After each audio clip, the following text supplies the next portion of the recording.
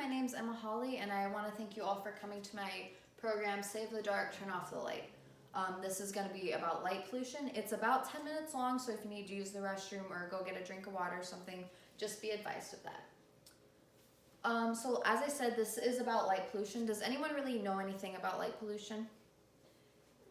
Not a whole lot. Not a whole lot. Have you at least heard of light pollution before? Yes. All right, everyone. Awesome. All right, so to get started, I always like to start with this quote from Martin Luther King Jr. Only when it is dark enough can you see the stars. Now, when he said this, he probably wasn't referring to light pollution because it wasn't really much of a problem back in his day. But I do think it really nicely sums up what light pollution is and my whole basis behind this program, which is save the dark, turn off the light. All right, so here's a quick rundown of what we're going to be covering. First, I want to start out with my whole theme of the presentation, which is how light pollution affects every aspect of your life, whether you might not know it or not, whether you might know it or not. And we're going to get a little bit deeper into that. So how light pollution affects nature, which is more commonly associated with light pollution. And then we're also going to talk a little bit about how light pollution is actually affecting you. Then we're going to end on a more positive note on how you can actually help stop the spread of light pollution and how it's not too late to stop it. Then we're going to end with a conclusion, a quick summary, and that would be the time for asking questions also. So first I want to start, as you guys already said, you don't know a whole lot about light pollution, so I'm going to kind of give you a brief rundown about it that gives you a pretty good idea and a good grasp of what it is. So the overall definition of light pollution is the presence of excess light in the environment. And there's actually 4 different types of light pollution. That is glare, sky glow, light trespass, and clutter. And I'll go ahead and go over all these real quick for you. So first is glare, and this causes visual discomfort. So think of if like a mirror is reflecting into your eyes or something like that. That's glare, and that's basically what this type of light pollution is. It just hurts your eyes. And then there's sky glow. And this is actually the most common type of light pollution that people think of. This is the type of light pollution that washes out the stars. It's typically more common in cities. I, for example, grew up in Las Vegas. And one of my most significant memories I have from living in Las Vegas is never being able to see the stars. On a good night after it might have rained or something, I could maybe see the Big Dipper, but that was about it. However, when I went camping in less populated areas like the mountains with my family, I could suddenly see the Milky Way. And this is what sky glow is, even though I didn't know what it was at the moment. So, as I said, this is the most common. It typically happens over bigger cities, more populated areas, such as maybe Tokyo, New York, Las Vegas, or Los Angeles. And then the third one is light trespass. This is light being shown on unintended areas like the name suggests. So for example, if you're driving down the road, you have street lights typically. And they're shining on the road, which is their job, but they're also might be shining off the road into the natural environment, such as the forest or the desert.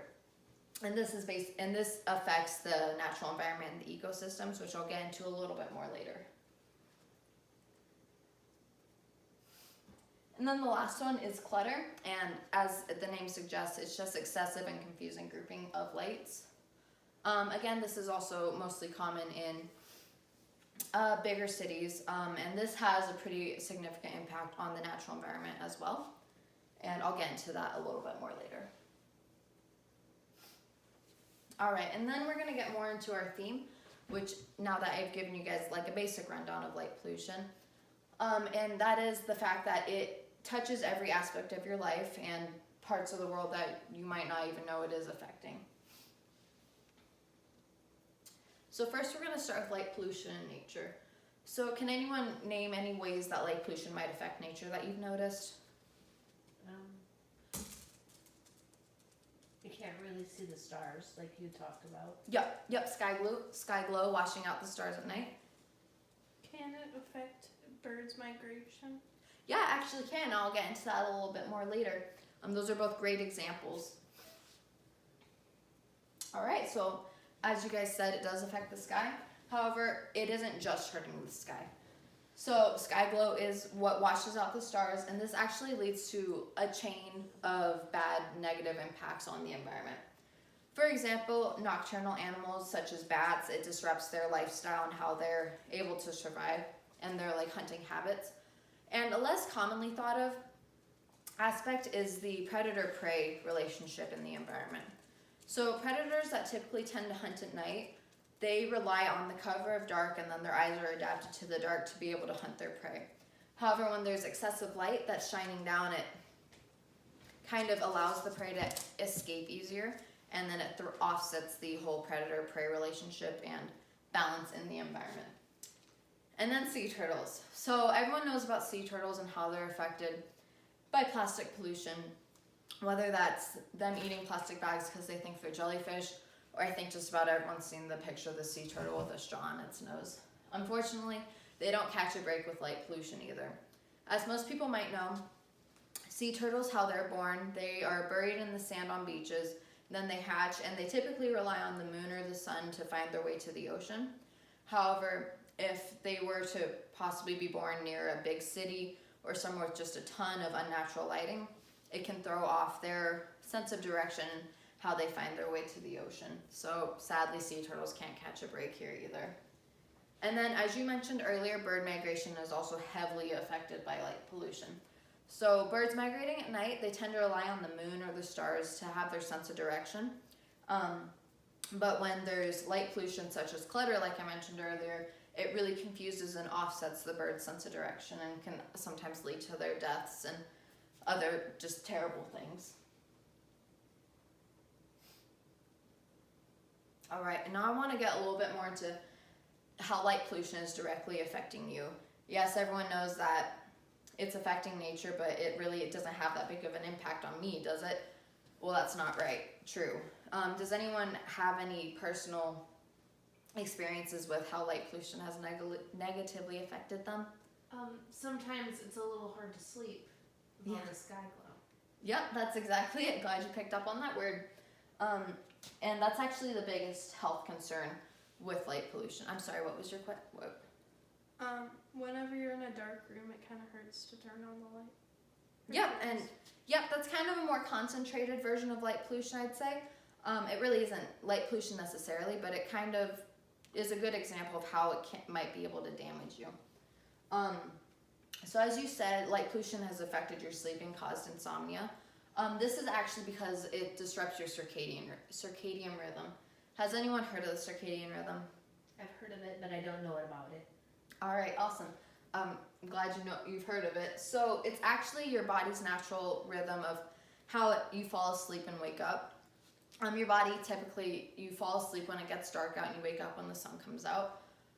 This is really disrupted with light pollution, typically in more populated areas and cities.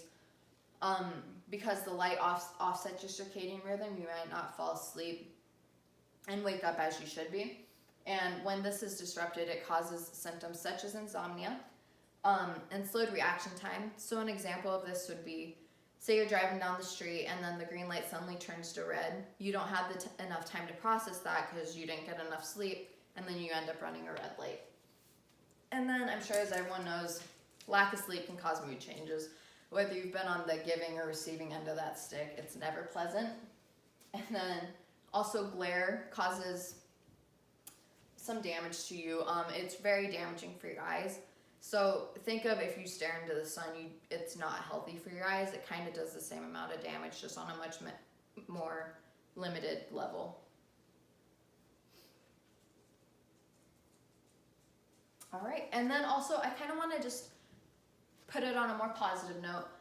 It isn't too late to help and stop light pollution. It's actually super simple, and there's a ton of different ways you can help. So what can we do? Well, it's pretty simple. You can start by contacting your local leaders. I personally believe this is the most effective way to have an impact. When you contact your local leaders, you can bring up your opinions. For example, Rapid City, they've been talking about putting in about 20 blocks worth of new streetlights downtown. These streetlights, they are more advanced technology.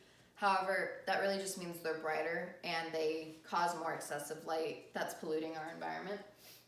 And there has been a little bit of a movement to try to stop this, but not a whole lot of people know about this or the effects that they're having. So it really isn't causing a whole lot of waves. So you going ahead and contacting your local leaders really makes a difference, whether you think it does or doesn't. So to kind of tie into this, attend city council meetings. This helps you kind of have a more like well-rounded opinion on subjects and problems that are going on in your local cities. So, for example, if you were to attend a city council meeting in Rapid, you would learn more about what is going on with these lights. And the more information you have, the more well-rounded of an opinion you can have to bring to your local leaders. And then some things you can do at home are adapt your outdoor lighting. By this I mean not necessarily taking all your outdoor lights down, just being completely dark all night. More so, there have been people who have been using motion activated lights as opposed to keeping your lights on all night. And this just kind of helps limit the amount of lighting you're producing throughout the night. And then another big one is inform everyone about your subject. So as you guys leave here today, I hope you'll go talk to your friends and family about this problem, kind of inform them a little bit, just so they have a basic understanding and get it just more well known. The more people that there are, the more people that might start attending city council meetings and causing bigger waves. And just the more people you have on a subject, the stronger the movement becomes. And then really just turn off the light. It's not that hard. When you're not using the light, just shut it off. All right, so in conclusion, we kind of went over what light pollution is, gave you guys a basic understanding, discussed how it affects you in every aspect of your world. We went over how it affects nature negatively and how it's actually affecting you, and ended off on a more positive note of how you can help stop it and how it's not too late to stop it. This is also the point where I like to ask, does anyone have any questions? Could you elaborate on what clutter is? So clutter, it's like excessive lights, bright lights, and just unnecessary lighting. So for example, as I said, it's really common in big cities. This is because of, say, Las Vegas, all their casinos, the Strip, lots of unnecessary bright, colorful lights. That coupled with all their street lights and all their casino lights and just housing lights in general, all of that together is clutter. Just it's how it sounds. It's just full of clutter, and it causes clutter in the environment, if that makes any more sense. Yeah. Anyone else? All right, well, thank you guys so much for coming to my presentation. I hope you guys gained a little bit more understanding from this and that you were able to take something away from here and maybe go ahead and help inform people and just do your part to kind of stop light pollution. So thank you.